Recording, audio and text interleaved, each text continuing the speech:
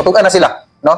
O kinkwinsa man tong mga silingan, mga kaparintihan nga nakahibaw gyud sa tinuod nga nahitabo nga nahadlok lang. Tamangi mi no, kay atong hatagan og justisya ang kamatayon sa mga inosenteng bata. Yo, what's up mga kababayan ko? Panibagong araw, panibagong update po sa pagkawala ni Ian Minyosa. Ang mga kapulisyan po dyan sa may Butuan City, especially sa may Station 4, Sampayon, ay nananawagan po sa pamilya, sa kapitbahay.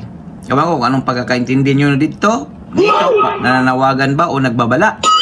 Dahil nga po, lumabas na po yung autopsiya na ginagawa ng suko ng mga kapulisyan at talagang nakikita po nila, nakikita po nila na mayroong foul play ang nagaganap. Yan po mapapanood natin sa video ito. Please para like and share and subscribe. Panoorin po muna natin itong video bago gumawa po tayo ng reaction.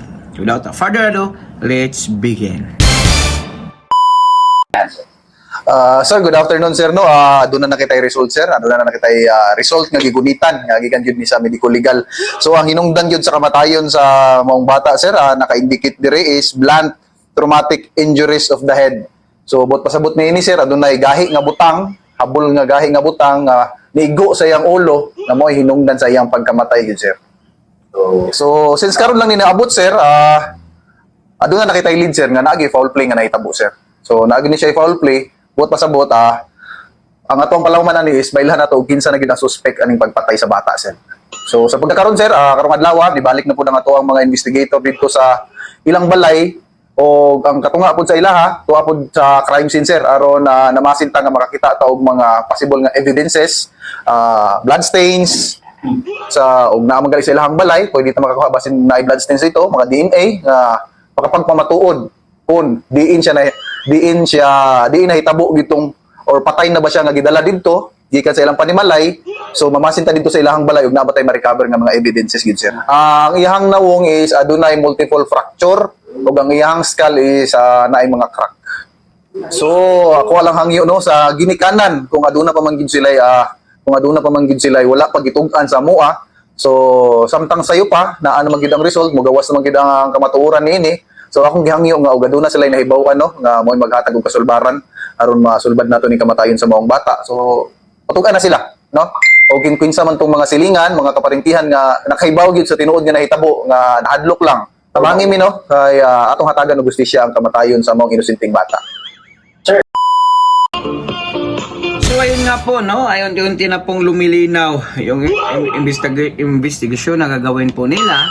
Dahil siguro po nakatuon lang po yung mga kapulisya natin sa mga magulang at doon po sa mga kapitbahay, kamag-anak na iimbestigahan po. At ayun nga po sabi po ni Hippie, ayun po,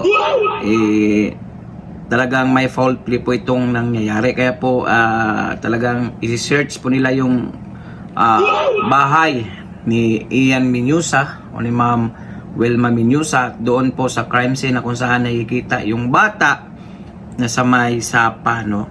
Well, nananawagan po siya na baga nagbabala o pananawagan, ewan ko kung paano nyo po intindihin yun.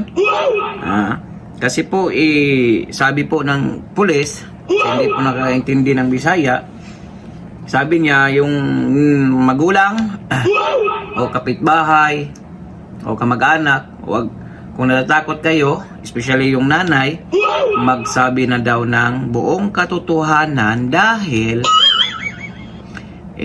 alam naman po natin na talagang hindi sadya yung pagkawala ni Ian. Ba't ko sinadya?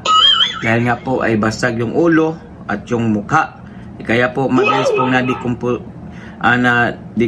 decomposition yung ang kanyang mukha kasi nga po malaki sulong sugat no.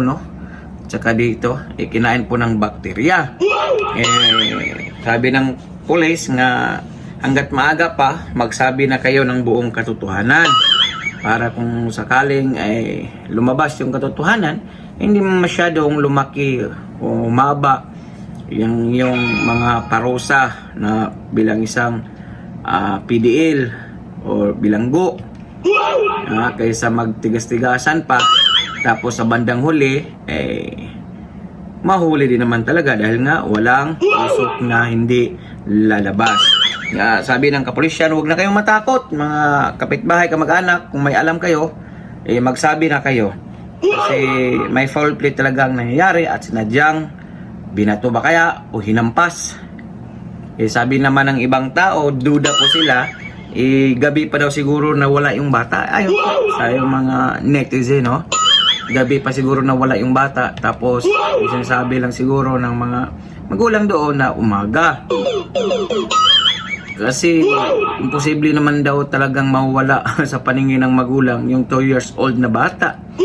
Hindi naman gabi nawawala. Kung totoo yung sinasabi niya, araw po nawawala. Imposible po na hindi makikita ng isang magulang.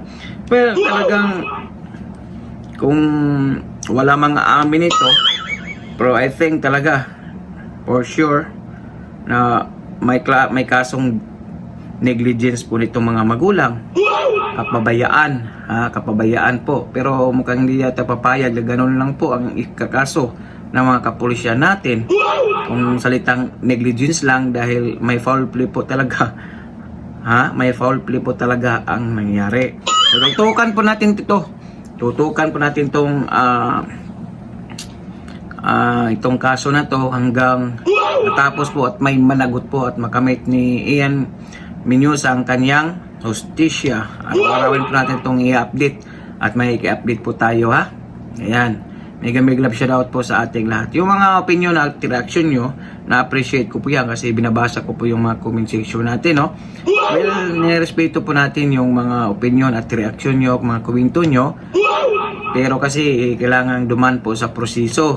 May proseso kasi hanggat hindi pa po talaga mismong korte ang nagturo o ang nagbaba ng kaso ng isang suspect, hindi po natin masasabing sila na po ang gumawa. Siguro I think kasama na po siguro mga magulang sa person of interest. Well, hindi pa naman po sinasabi, kanyo na po natin yon at pananaw na masasama talaga. Well, talagang wala naman po ibang paghahanapan dyan kasi mga magulang naman talaga sila So, dapat ma-anticipate din nila yung mga komento o reaksyon ng mga taong bayan o netizen. Dahil, siyempre, yung iba naman kasi ay naghahanap din ng katarungan, katotohanan para mabigyan ng hustisya si Ian Menyosa. Kaya, hindi rin natin masisisi yung mga barangay konsehal o kagawad sa kanilang barangay na sila po ang tinutumbok. Siguro kasi sila yung mas may alam sa pamilya. Sila yung nakakaalam sa background ng family. Especially na sinasabi pa nila, mismong taga-barangay nila na umiinom din talaga itong magulang, especially yung nanay. Talagang hindi po maiwasan yung ganon. Kahit sino naman, kung kahit sino nga, pwede iinom. Kung yung sobra-sobra naman siguro, hindi na po maganda yon.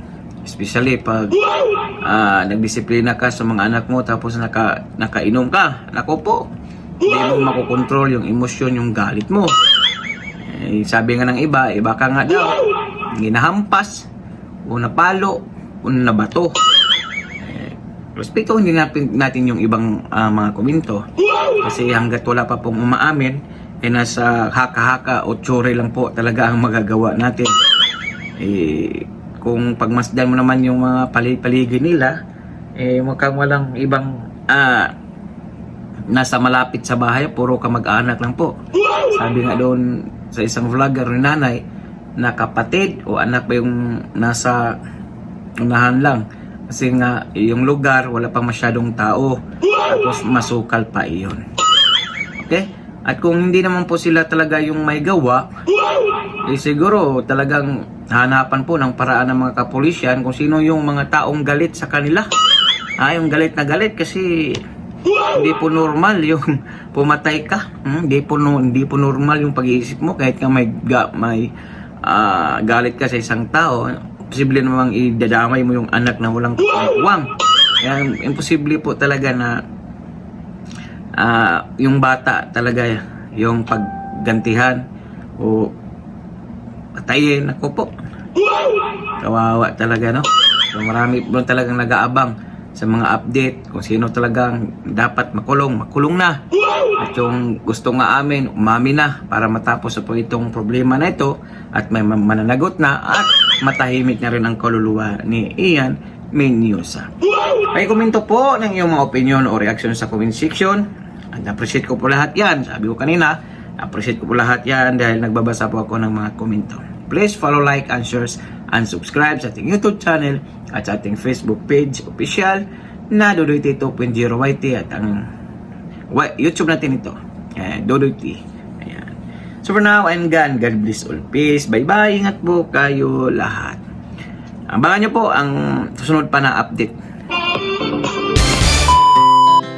Our hearts beat to the city streets. We began to feel the fire. We rise like